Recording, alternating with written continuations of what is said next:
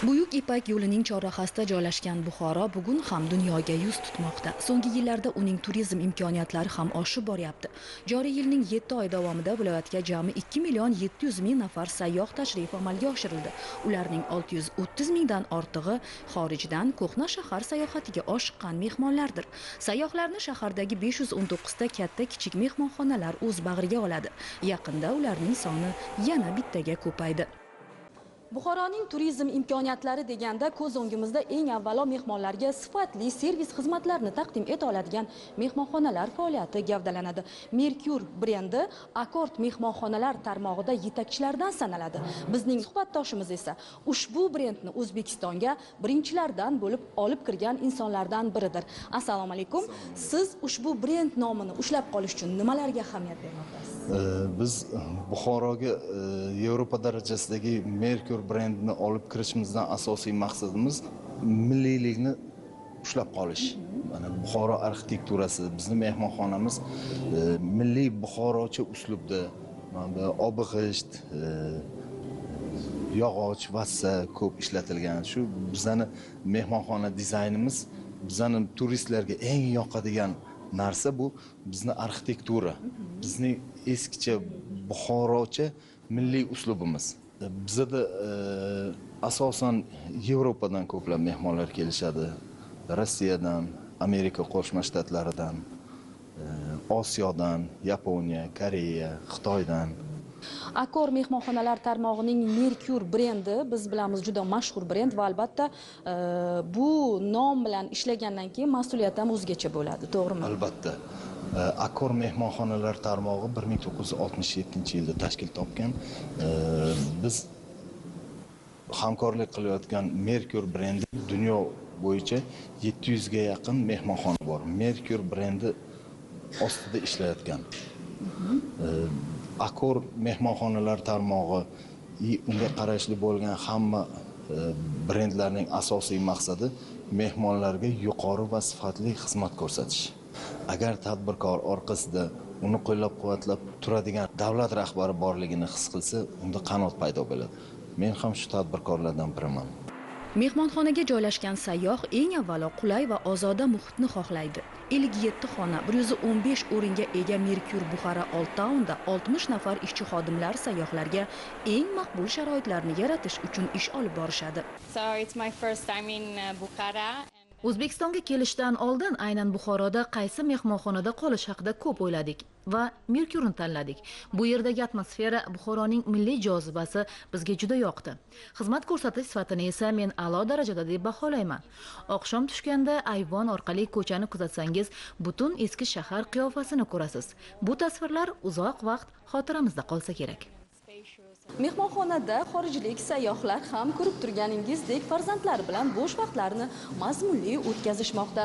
Welcome to Bukhara. Are you first time here? Ha, Buxoroga ilk tashrifimiz. Bu shaharni sevib qoldim desam ham bo'ladi. Havoning issiqligiga qaramasdan har kuni ko'p vaqtimizni tashqarida o'tkazyapmiz.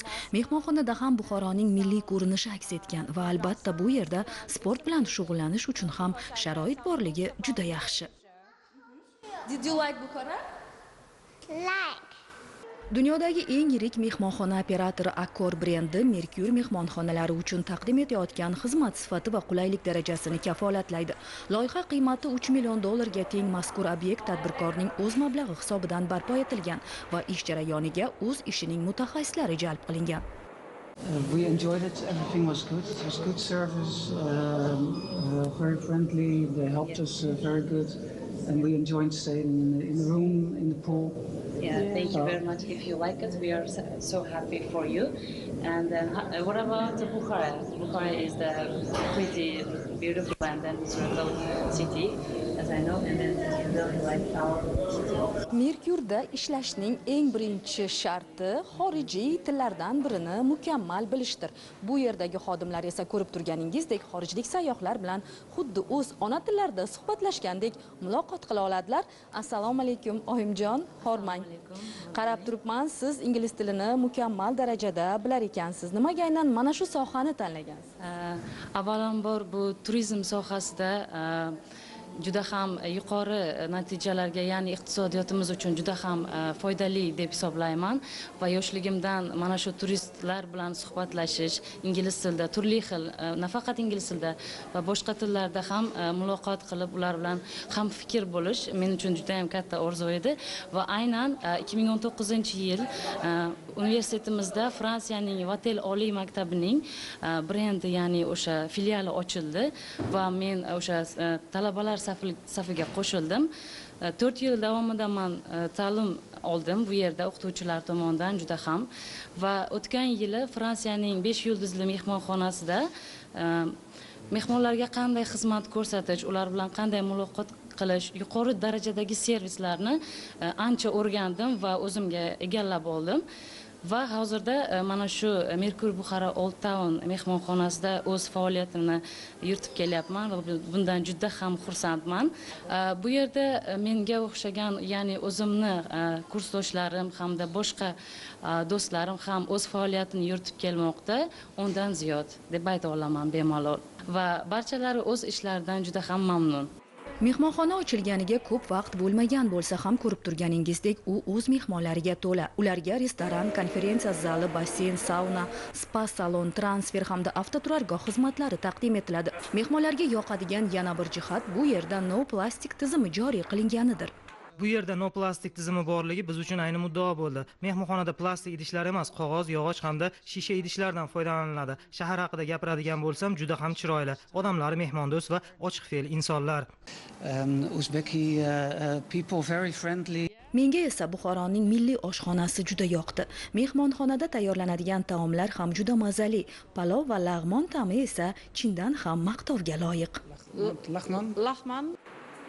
Xalqimizda yaxshi odat bor. Mehmonga eng yaxshisini ilinadi. Bugun jahon standarti degan atama o'zbek milliy an'analari degan jumla bilan uyg'unlashib bormoqda. Buni Merkur Buxara Old Town mehmonlari ham o'z e'tirofi bilan isbotlashmoqda.